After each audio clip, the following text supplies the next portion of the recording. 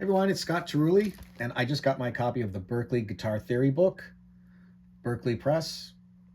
This thing's a game changer. I only got it a few days ago, but it came out a few weeks ago in April of 2023. Can you see that? So I looked through this book with the guitar in my hand, read some stuff. There's a lot of collaborating. There's a lot of the Berklee faculty contributing to this, and there's always like a how to use this book kind of thing. There's not one way. That's the beauty of music. That's the beauty of being creative and approaching. But I wanted to share, one of the things I would do with this 16th note workout. Of course, you see there's different 16th note groupings written. That's going to help your reading, of course. If you can set the metronome and play these in time, you're going to be more familiar with when you see that how it's counted, or when you see that how it's counted. And it's just written with an F note. That's perfect. So, and the other side of it is you might be able to read it, but if you put it at a certain part, like tempo on the metronome, you might trip on your picking, for example.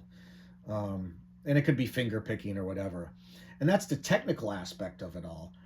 Technique isn't just speed. Technique is being able to execute passages, syncopated passages.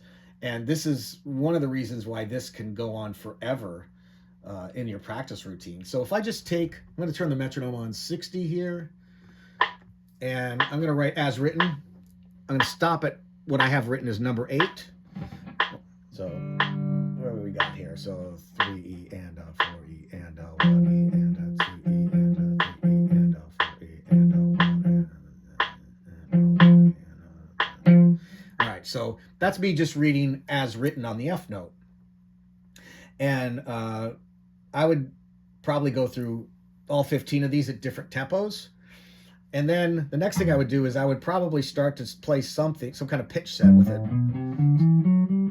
So here's a G major scale.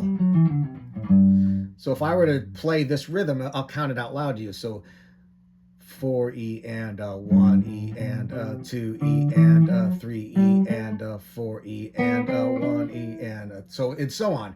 So it's breaking up that scale in a different way. We can also do it with, say, a major 7 arpeggio. We can go 1E and 2E and 3E and 4, so and so on. So basically, you could just take different things. It could be a pentatonic scale. It could be a chromatic scale. It could be note nonsense if you want, but it's executing pitches or pitch sets with these rhythmic cells as written. So I'm going to put this little helper up here. Hopefully this whole thing will be in screen. I think so.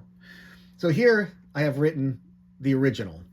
So I carry books around with me if I'm working on something specific. So here's the original 1, 2, 3, 4, all those rhythmic cells. Permutation number 1, I decided to switch it up. I'm going to start with group 3. The second group is going to be group 7. The third group is going to be group 5, and so on. So these are the different rhythmic cells in a totally different order. That means if I've memorized this, and this is just, I'm doing it off of just remembering it, now it's a brand new exercise.